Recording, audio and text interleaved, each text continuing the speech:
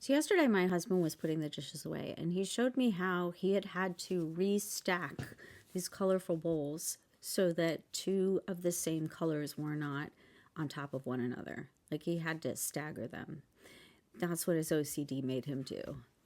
And I think he wanted me to kind of pile on and make fun of him. And what I said to him was, wow, that's so much work that kid part of you makes you do.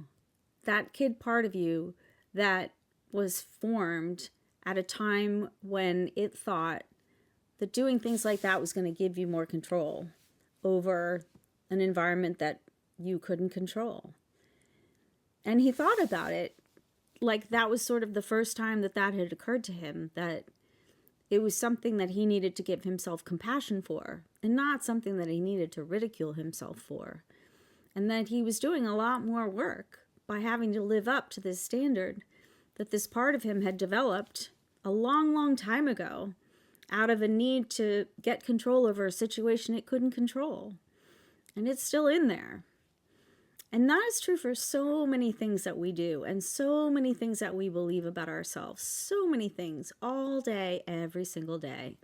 These parts of us that are formed at times when we needed them, or at times when we needed the perception that there was a part of us that could help us.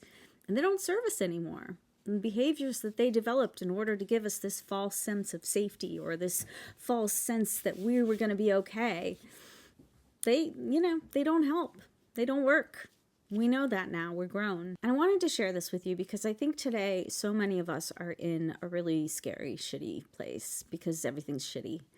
And so I think when that happens, a lot of the parts of us that were developed at times when we were in shitty places come out and they start driving the bus. And so we're more reactive and we start working harder and having behaviors that don't serve us anymore. And I think the first step in helping us get out of that is compassion. And I think one of the things that's going to lead us out of this ugly place is compassion. And so I see it sort of as the simplest act of resistance, having compassion. Just have it be as simple as that. Have compassion for yourself, have compassion for others. Have compassion, stand up to assholes, stand up to assholery, but also have compassion. And yeah, anywho, that's what I think. Love ya.